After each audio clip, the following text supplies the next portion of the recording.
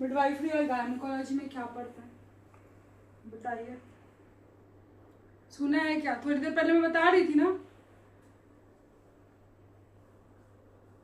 क्या कहते हैं, अगर मान लो कि अगर इसको बांटा जाए दो भाग में, मिड वाइफ, तो मिड का मतलब क्या होता है? मिड का मतलब विथ, ठीक है, क्या होता है? विथ। और वाइफ का, वाइफ किसको बोलते हैं? मेल को। वाइफ मेल को बोलते क्या है? नहीं ना, तो मेल का भी वाइफ नहीं हो सकती ना, तो फीमेल को बोलते हैं, ठीक है। तो विद फीमेल, विद फीमेल का मतलब, तो ये क्या है? ये एक ऐसा प्रोफेशन और प्रैक्टिस है जिसमें हम लोग क्या करते हैं? हम लोग असिस्ट करते हैं किसको? महिलाओं को। कब असिस्ट करते हैं? जब वो चाइल्ड बर्थ, प्रेगनेंसी में हो, लेबर में हो, या पूरा एंटीनेटल में हो, या पोस्टनेटल में हो। प्रीनेटल भी हो सकती है, इंटरनेटल, है ना? हो सकती है कि नहीं हो सकती? अरे हो सकती है ना।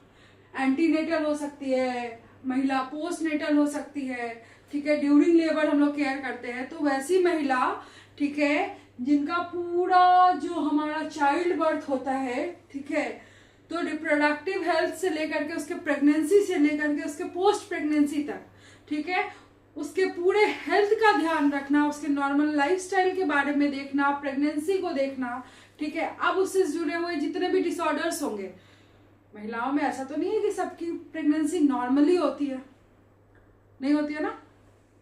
नॉर्मल प्रेगनेंसी हमेशा होती है क्या? नॉर्मल नहीं होती है, ठीक है। हाँ, तो हम लोग क्या देखते हैं कि मिडवाइफरी, गायनेकोलॉजी, और एक क्या होता है? ऑब्स्टेट्रिक्स, है ना।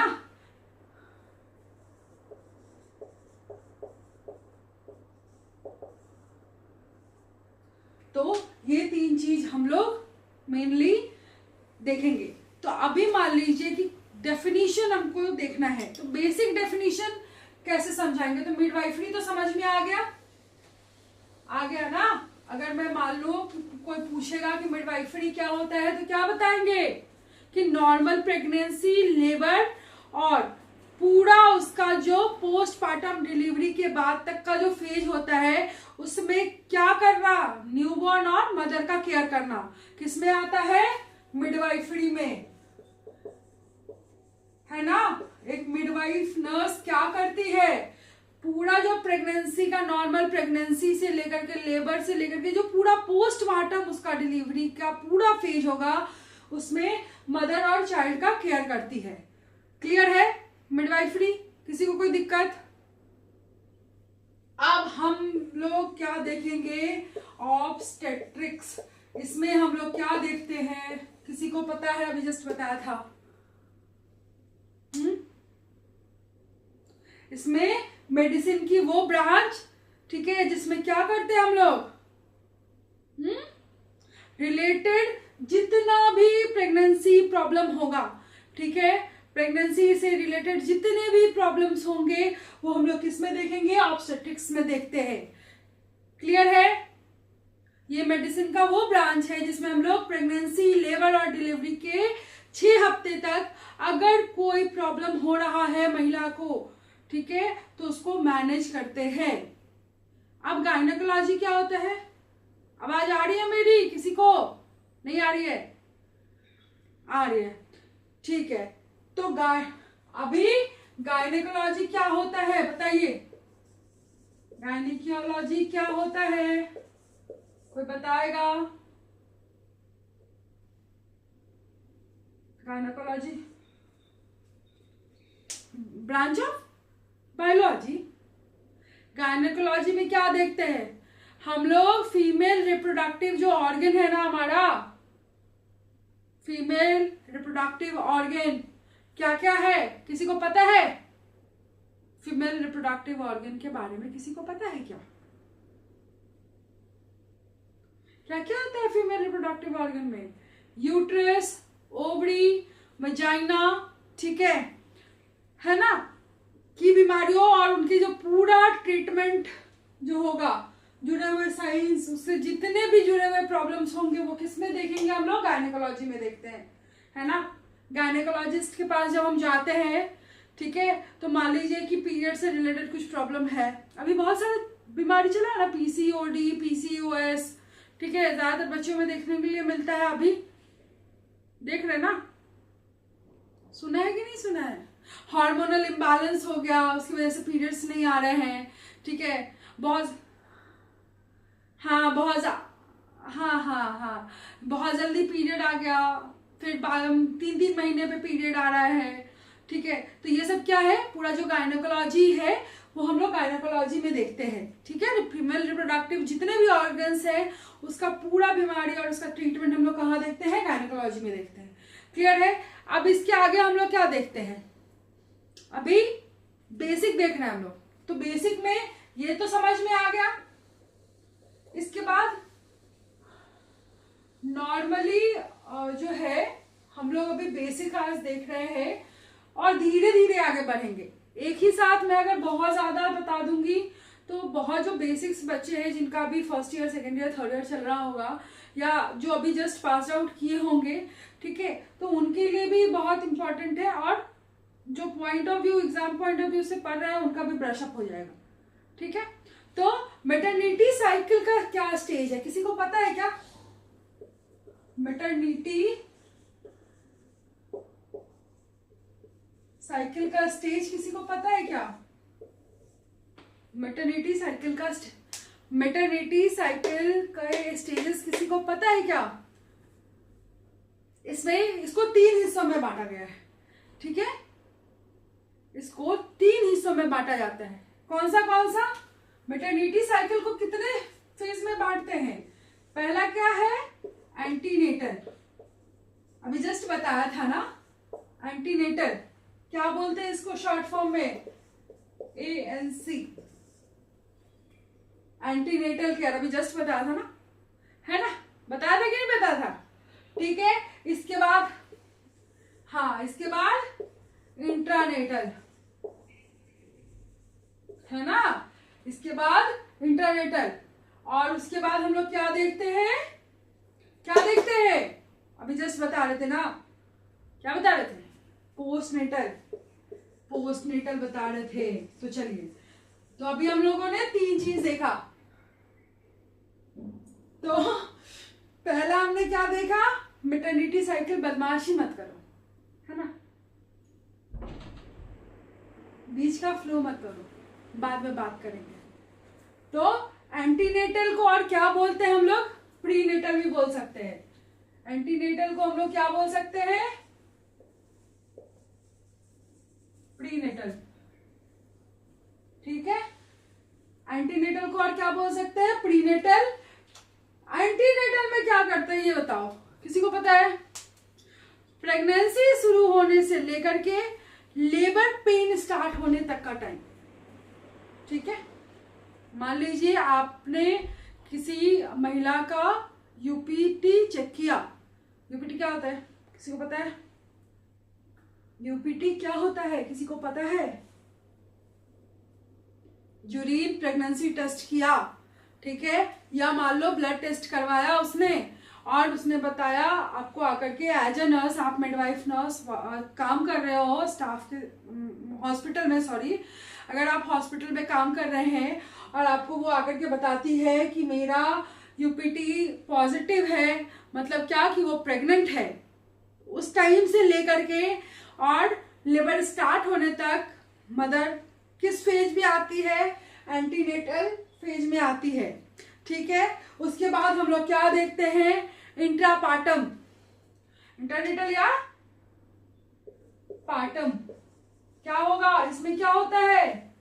इंट्रापार्टम सुना है कभी? लेबर पेन स्टार्ट होने से लेकर के बेबी के डिलीवरी तक के टाइम को हम लोग क्या बोलते हैं? इंट्रापार्टम बोलते हैं, ठीक है। पहले सुनना सीखिए, उसके बाद लिखना सीखिएगा, ठीक है। पेन पेपर बहुत जरूरी है, जहां इंपॉर्टेंट लगे वहां पे नोट डाउन कीजिए, लेकिन पहले सुनिए, जो बहुत अच्छा श्रोता होता है वही बहुत अच्छा क्या होता है, वक्ता होता है। तो अच्छा बोलने के लिए पहले सुनना जरूरी है ना बच्चों। अब क्या है, पोस्टनेटल। तो पोस्टनेटल को हम लोग और क्या बोलते हैं, पोस्टपार्टम भी बोल सकते हैं, और क्या बोल सकते हैं, एक और नाम है इसका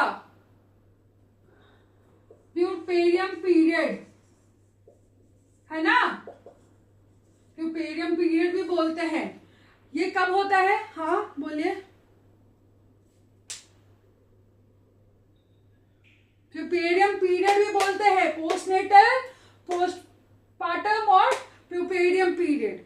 ठीक है, इसमें क्या होता है कि बेबी के डिलीवरी से लेकर के उसके 6 वीक, तो 6 वीक कितना दिन काउंट होता है। अगर मान लीजिए कि आपसे किसी ने पूछ दिया कि हाँ, तो उसको हम लोग डेज में कैसे काउंट करेंगे, 42 डेज, है ना, 42 डेज, है ना, 42 दिन, 42 दिन तक का टाइम क्या होता है, पोस्टपार्टम पीरियड या प्यूपेरियम पीरियड हम लोग काउंट करते हैं। यहां तक क्लियर है। तो हमने क्या क्या साइकिल देखा मैटरनिटी साइकिल में, एंटीनेटल, इंट्रानेटल या इंट्रापार्टम, पोस्टपार्टम। ठीक है, अब इसके बाद हम लोग क्या देखेंगे, इस इंपॉर्टेंट मेडिकल टर्मिनोलॉजी देखते हैं जो कि प्रेगनेंसी का रिकॉर्ड रखता है। क्योंकि आज हम लोग बेसिक देख रहे हैं तो सारा बेसिक पार्ट्स पढ़ेंगे, जो कल से मान लो कि हम जब स्टार्ट करेंगे तो कहीं पे अगर कोई वर्ड अगर आ रहा होगा तो आप कंफ्यूज मत होइएगा। ठीक है, तो मैटरनिटी साइकिल हो गया। अब बताइए ग्रेविडा क्या होता है। ग्रेविडा का नाम सुना है, किसी ने ग्रेविडा सुना है क्या?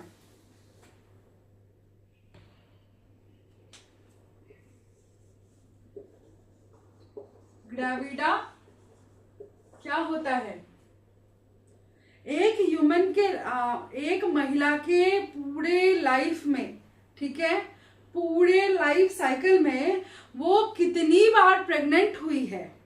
ठीक है, चाहे उसका डिलीवरी हुआ हो या नहीं हुआ हो।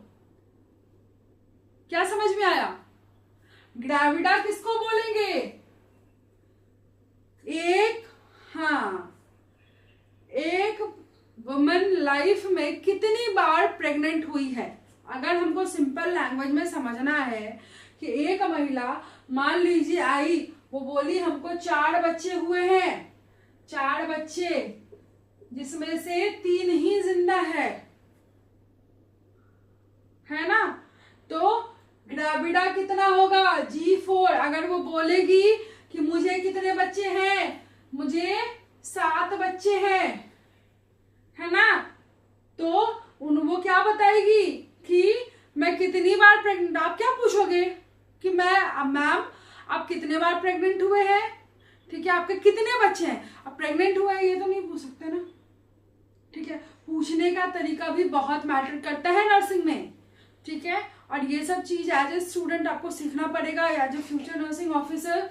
ठीक है, आपको ये सीखना पड़ेगा कि आपको किससे कैसे पूछना है, क्या बात करनी है, आपको आईपीआर कैसे मेंटेन करना है ना। तो अगर मान लीजिए आपको पूछना है तो आप क्या पूछेंगे, आप या तो उनका नाम लेकर के बोलेंगे या तो आप सर मैडम बोल सकते हैं। तो अभी आप मान लीजिए उनको क्या बोलेंगे कि सीता जी, ठीक है, आप कितनी बार प्रेग्नेंट हुई हैं, ऐसे पूछेंगे। हाँ नहीं, कैसे पूछेंगे कि अच्छा सीता जी आपके कितने बच्चे हैं, तो वो खुद बताएंगी कि मेरे 4 बच्चे हैं, है ना। तो आपने क्या समझा कि उसके पास 4 बच्चे हैं। अब आप उनसे क्या पूछ रही हैं कि अभी आपके 4 बच्चे स्वस्थ हैं, या ऐसे पूछेंगे आपके बच्चे मर भी गए हैं क्या, तो क्या वो आपको जवाब देंगी? नहीं। तो बात कैसे करना है, कैसे क्वेश्चनिंग करना है, ये भी आपको पता होना चाहिए। ठीक है, तो अभी हम लोग क्या पूछ रहे हैं कि सीता जी आपके कितने बच्चे हैं, आपके बच्चे स्वस्थ हैं, तो वो खुद आपको बताएगी नहीं मेरे 3 बच्चे हुए, एक बच्चे का अबॉर्शन हो गया, या एक बच्चा नहीं ठहरा, या एक बच्चा मर गया। ठीक है, तो अभी क्या है कि पूरे लाइफ साइकिल में वो 4 बार बार प्रेग्नेंट हुई है। अब होता है पारा। हाँ, अब क्या आता है? पारा। पारा क्या होता है?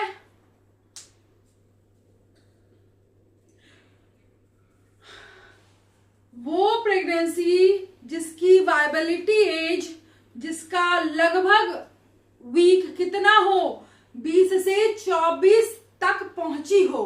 ठीक है, 20 से 24 वीक कितना महीना होता है?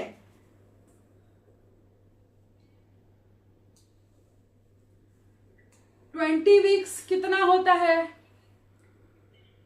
24 वीक्स कितना होता है बताइए? एक महीने कितने वीक महीने? एक बात बताइए कि एक महीना कितने वीक का होता है? 4 वीक का।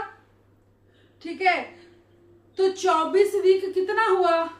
6 into 4 है ना, 6 मंथ का, 6 महीना है ना। तो क्या काउंट करेंगे? 20 वीक कितना होगा?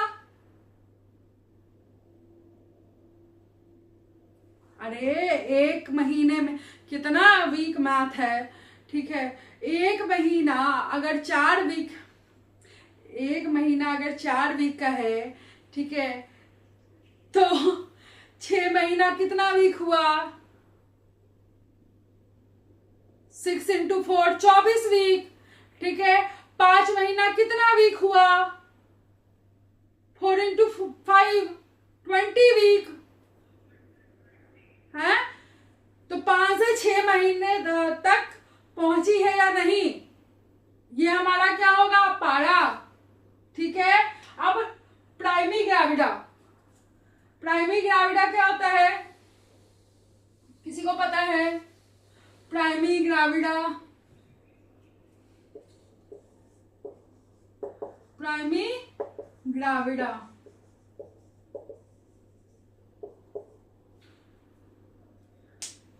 एक नर्स जो होती है ना, ठीक है, उनको भी उतना ही पढ़ना होता है जितना कि एक डॉक्टर पढ़ते हैं। फर्क बस इतना ही है कि हम लोग क्या होते हैं, नर्सेस को क्या करना होता है? नर्सिंग मैनेजमेंट करना होता है। ठीक है, हाँ, नर्सिंग मैनेजमेंट करना होता है। ऐसा कुछ नहीं है कि उनके सब्जेक्ट थोड़े ज़्यादा होते हैं, क्योंकि उनकी सर्जरी होती है, मेडिसिन प्रिस्क्राइब करते हैं और भी बहुत सारी चीज़ें हैं। लेकिन ऐसा नहीं है कि एज ए नर्स आप उनके साथ काम नहीं करते, असिस्ट आप ही करते हो। ठीक है, और हमेशा याद रखना, एक नर्स हेल्थ केयर सिस्टम की क्या होती है? धड़कन होती है। ठीक है, समझ में आया? हाँ, तो कभी भी खुद को किसी से कम नहीं आंकना चाहिए। नर्स एक बहुत नोबल प्रोफेशन है। ठीक है, बहुत, अगर एक डॉक्टर के बाद इज्जत अगर किसी की जाती है तो वो नर्सिंग की ही की जाती है, हर जगह, क्योंकि डॉक्टर हर जगह मौजूद नहीं होते हैं। ठीक है, तो अगर डॉक्टर को भगवान बोला गया है तो छोटे मोटे भगवान आप भी हो। चलिए, तो प्राइमरी ग्रेविडा। प्राइमरी ग्रेविडा क्या होता है? वो वुमेन जो पहली बार प्रेग्नेंट हुई हो, मतलब क्या कि फर्स्ट टाइम इन लाइफ, ठीक है, वो प्रेगनेंसी कंसीव की है। मतलब क्या कि पहली बार वो प्रेग्नेंट हुई है, उसको हम लोग क्या बोलते हैं? Primary gravida. मल्टी ग्रेविडा क्या बोलेंगे? मल्टी ग्रेविडा किसको बोलेंगे?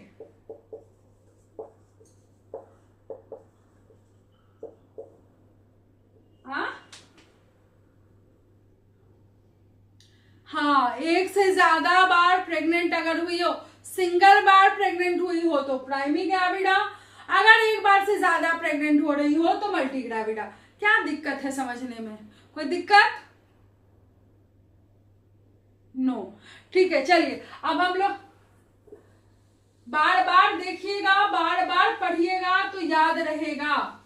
ठीक है, पढ़ने के बाद, और दुनिया में रिवीजन जो होता है ना, वो सबसे इंपॉर्टेंट चीज है, क्योंकि revision is the key of success. ठीक है, एक छोटी सी लाइन है, ठीक है, कि नई शुरुआत है, नया हौसला है, अब सिर्फ आगे बढ़ना है। ठीक है, चलो इसके साथ हम लोग थोड़ा सा देख लेते हैं pregnancy and labour turn. Pregnancy and labour term.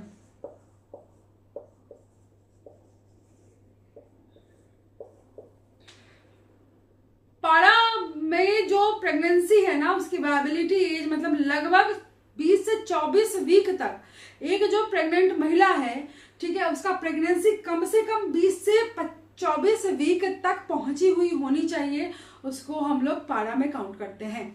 ठीक है, प्रेगनेंसी एंड लेबर टर्म वो वजह मैं पूरा डिटेल में बताऊंगी ना अभी। ठीक है, अभी तो हम लोग बस बेसिक देख रहे हैं, हम लोग उसको भी बहुत डिटेल में पढ़ेंगे। ठीक है, तो प्रेगनेंसी एंड लेबर टर्म में क्या देखते हैं? पहला तो होता है गैस्टेशन। आपकी आवाज आ रही है बराबर? चलिए, गैस्टेशन क्या होता है? प्रेगनेंसी का टोटल ड्यूरेशन। ठीक है, नॉर्मल टाइम लगभग 40 वीक या 280 दिन होता है। एक नॉर्मल प्रेगनेंसी का टोटल जो ड्यूरेशन होता है उसको हम लोग क्या कहते हैं? गेस्टेशनल एज या गेस्टेशन बोलते हैं। ठीक है, क्या बोलते हैं? प्रेगनेंसी का टोटल ड्यूरेशन। सॉरी, क्या बोलेंगे? प्रेगनेंसी का टोटल ड्यूरेशन। पॉज। तो नेगल्स रूल क्या बोलता है? 9 मंथ 7 डेज।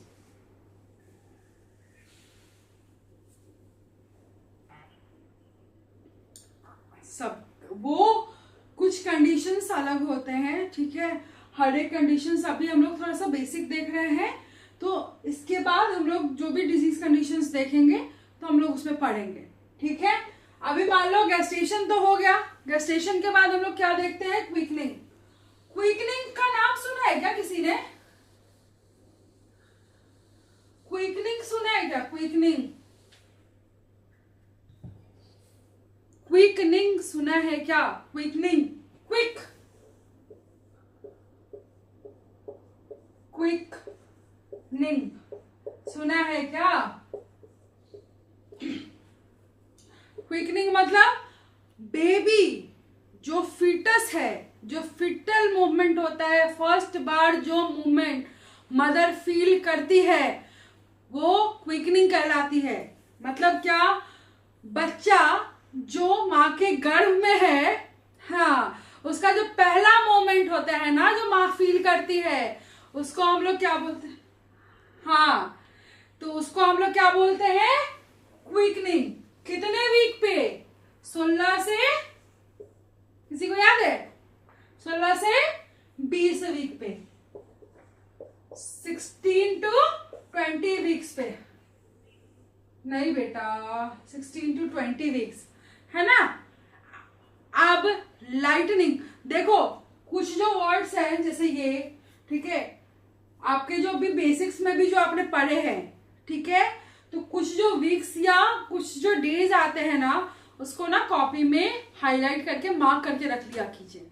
ठीक है, क्योंकि हमें ऐसा लगता है कि ये क्या है, नेग्लिजेंस हम लोग कर देते हैं कि अरे ठीक है ये तो याद ही रहेगा, और एग्जैक्ट एग्जाम टाइम में हम लोग यही भूल जाते हैं।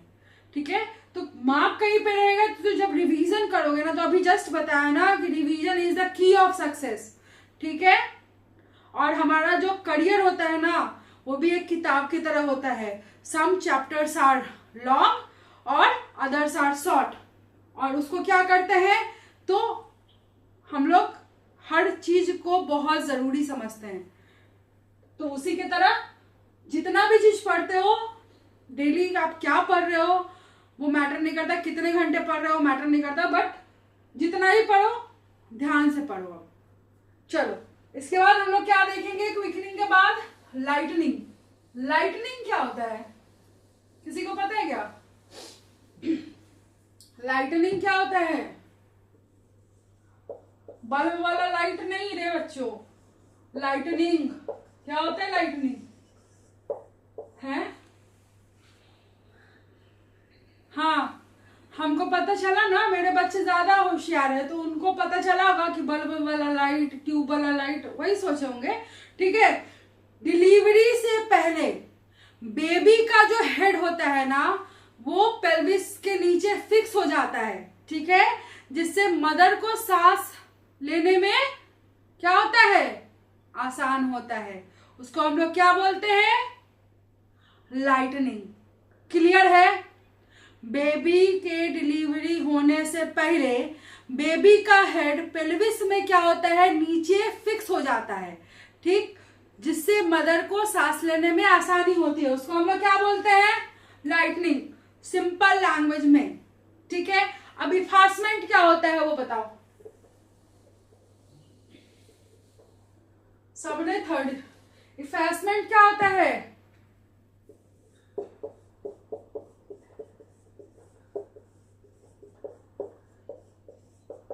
बेटा एग्जाम हिंदी नहीं लेती है, पढ़ा मैं हिंदी में रही हूं, लेकिन एग्जाम में यही पूछेगा इन्फास्टमेंट क्या है। हाँ, तो डिलीवरी के दौरान सर्विक्स का पतला और छोटा होना, ठीक है, मतलब क्या होगा, यूट्रस का मुंह जो होता है ना वो कैसा हो जाता है, सर्विक्स क्या है, ठीक है, डिलीवरी के दौरान सर्विक्स का पतला और छोटा हो जाना, ठीक है। जैसे जैसे बच्चा नीचे आएगा क्या होगा, सर्विक्स पतला होता चला जाएगा, है ना, और क्या होता है, वो बढ़ने लगता है। तो इसको हम लोग क्या बोलते हैं, इफास्टमेंट। क्लियर है? अब उसके बाद हम लोग क्या देखते हैं, डायलेटेशन। क्या देखते हैं, डायलेटेशन। तो डायलेटेशन क्या है, बेबी के बाहर आने के लिए सर्विक्स का खुलना। और सर्विक्स कितना तक खुल सकता है बताओ, मैक्स, हाँ, तो 10 सेंटीमीटर, ठीक है। आगे हम लोग देखेंगे कि डायलेटेशन कितने कितने घंटे पे होता है और कैसे कैसे क्या है, ठीक है। अब हम लोग थोड़ा सा क्या देखते हैं, गायनेकोलॉजिकल टर्म्स देखते हैं। क्लियर है? यहां तक समझ में आया बच्चों? चलो, सबको समझ में आ रहा है ना? चलिए, अब हम लोग थोड़ा सा क्या देख रहे हैं, तो मीनार के क्या होता है। चलो पेन बदल लेते हैं ना, मैम एक ही पेन से पढ़ते पढ़ते बोर हो चुके हैं, है ना।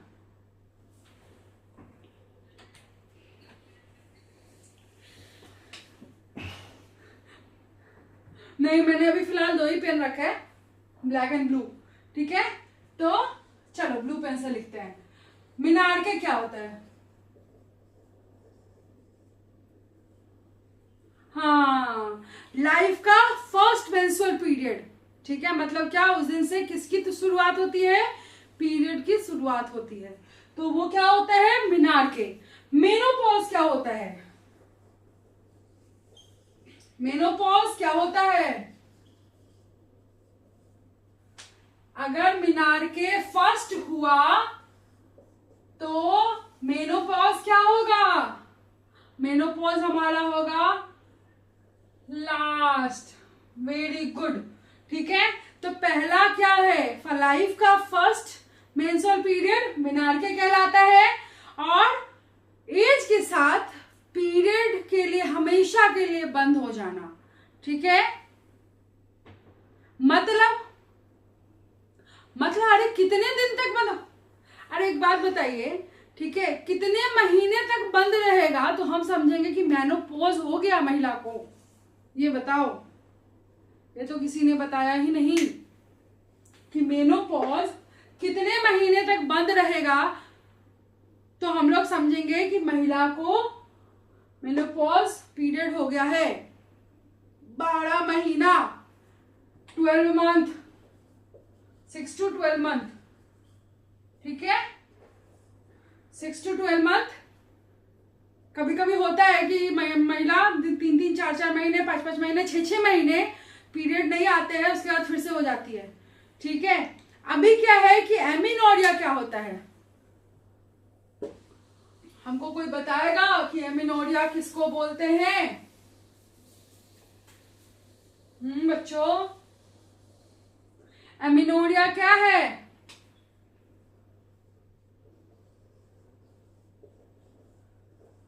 एमिनोरिया किसको बोलते हैं? हॉस्पिटल में जितने बच्चे काम कर रहे होंगे, ठीक है, कुछ बच्चे सरकारी हॉस्पिटल्स में भी होंगे, कुछ प्राइवेट में होंगे, कुछ पढ़ रहे होंगे, ठीक है, बुक में, और जब किसी का रिपोर्ट देखा क्या, ठीक है, हाँ, absence of period, very good, ठीक है। तो हम लोग ना उसमें लिखा रहता है एमेनोरिया सिंस कितना महीना, 6 मंथ, 7 मंथ लिखती है ना गायनेकोलॉजिस्ट, अरे लिखती है कि नहीं लिखती है? तो पीरियड्स का नहीं आना मतलब क्या, एब्सेंस ऑफ पीरियड, ठीक है, उसको हम लोग क्या बोलते हैं? एमिनोरिया बोलते हैं। डिसमेनोरिया किसको बोलते हैं? डिसमेनोरिया किसको बोलते हैं? जब भी डिस बोल रहे हैं मतलब क्या कि पेनफुल पीरियड, दर्द के साथ पीरियड का आना, पीरियड के दौरान अगर पीरियड, हाँ नहीं, हेवी ब्लीडिंग के लिए अभी हम लोग दूसरा वर्ड देखेंगे, ठीक है। डिसमेनोरिया पीरियड के दौरान बहुत ज्यादा दर्द, मतलब क्या, पेनफुल पीरियड होना हम लोग क्या बोलते हैं? डिसमेनोरिया। और मेनोरेजिया, ठीक है, मेनोरेजिया में क्या होता है बताओ? अभी तो कोई बता रहे थे ना हमको। मेनोरेजिया में क्या होता है? मेनोरेजिया में पीरियड्स में बहुत हेवी और लंबे समय तक ब्लीडिंग होता है ना, ठीक है, उसको हम लोग क्या बोलेंगे? मेनोरेजिया। क्लियर है? क्लियर है क्या?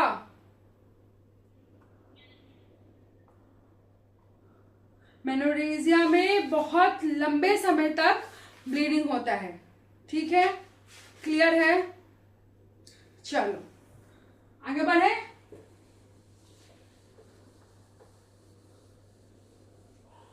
यहां तक समझ में आ गया ना बच्चों? ठीक है, अभी थोड़ा सा हम लोग बेसिक देख रहे हैं। इसके बाद लेबर में 5 पी होते हैं। कितने पी होते हैं? 5, ठीक है, 5 पीस।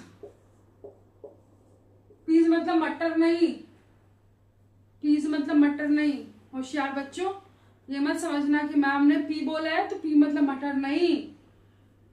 5 पी। कितने पी? 5 पीज। नीचे तक दिख रहा है? ठीक है, चलो यहाँ वाला हटाते हैं, ऊपर लिखते हैं 5 पीज। ओके, अब क्लियर है? तो 1 2 3 4 5, 5 पी हो गया, ठीक है। पहला पी का मतलब क्या है? पहला पी का मतलब है पावर। पावर मतलब गाड़ी का पावर नहीं, बाहुबली नहीं, है ना। यूट्रस का कॉन्ट्रैक्शन, ठीक है, यूट्रस के कॉन्ट्रैक्शन और मदर का पुशिंग फोर्स, ठीक है। क्या बोले अभी हम इसमें?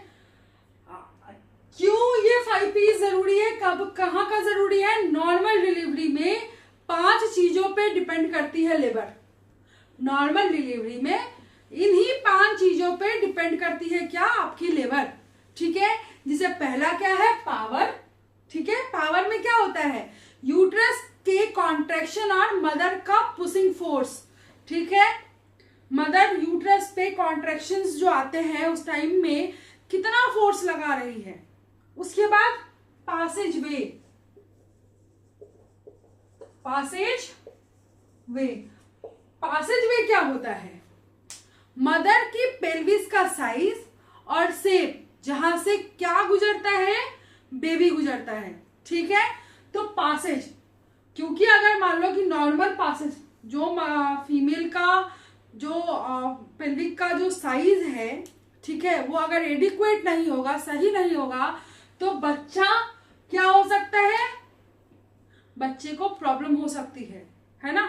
अगर शेप नहीं सही रहेगा तो क्या हो सकता है, बच्चे को दिक्कत आ सकती है। इसलिए पेल्विस का साइज और शेप बहुत इंपॉर्टेंट है। उसके बाद क्या है, पैसेंजर, गाड़ी के पैसेंजर नहीं, ठीक है। विद्वान बच्चों, ठीक है, गाड़ी का पैसेंजर नहीं, बेबी, ठीक है, या फीटस और प्लासेंटा का साइज और पोजीशन, ठीक है। अगर बेबी का साइज बड़ा होगा, सर बड़ा होगा, ठीक है, अपने वेट से ज्यादा होगा, तो भी मदर को प्रॉब्लम होगी।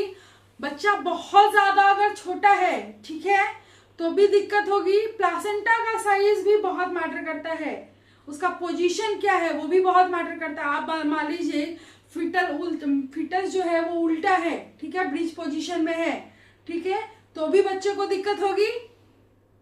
हो सकता है बच्चों को शोल्डर डिस्टोसिया भी हो सकता है, ठीक है, वर्टेक्स पोजीशन भी हो सकता है, कुछ भी हो सकता है, तो वो हम लोग आगे देखेंगे। प्लासेंटा में क्या हो सकता है, प्लासेंटा प्रीविया हो सकता है, अब्रप्शो प्लासेंटा हो सकता है ना। तो ये सब चीजें क्या हो रही है, तो पैसेंजर नॉर्मल है क्या नहीं, फीटस और प्लासेंटा का साइज और पोजीशन कैसा है, ये बहुत मैटर करता है नॉर्मल लेबर के लिए। थोड़ा सा भी अगर गड़बड़ी है तो हम लोग नॉर्मल लेबर के लिए नहीं जाएंगे। किसको खतरा हो सकता है, माँ और बच्चे दोनों को खतरा हो सकता है। उसके बाद चौथा पी क्या बोलता है, पोजीशन। क्या बोल रहा है, पोजीशन। अब पोजीशन में क्या आएगा, लेबर के दौरान मदर की फिजिकल पोजीशन कैसी है, ठीक है। मदर की फिजिकल पोजीशन बहुत मैटर करता है लेबर के दौरान मदर का। अब मान लो माँ बहुत ज्यादा पहले से प्रेशर लगा रही है, अब कॉन्ट्रैक्शन आ रहा है, वो प्रेशर ही नहीं लगा रही है,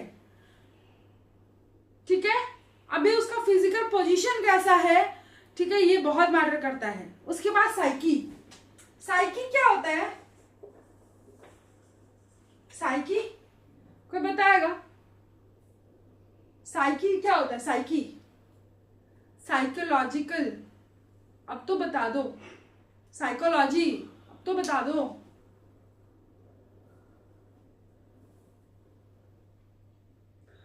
हाँ, माँ का मेंटल हेल्थ, उसका इमोशनल सपोर्ट, उसका कॉन्फिडेंस कैसा है। अब मान लीजिए कि महिला है, ठीक है, अब उसके पास 6 बच्चे हैं, 6 बेटी है, ठीक है, उसने फिर से ये किया है, अब उसके मन में अब ये टेंशन है या फैमिली बर्डन है, जो भी हो, ठीक है, अब वो कितना प्रिपेयर है उस बच्चे के लिए, ये बहुत मैटर करता है।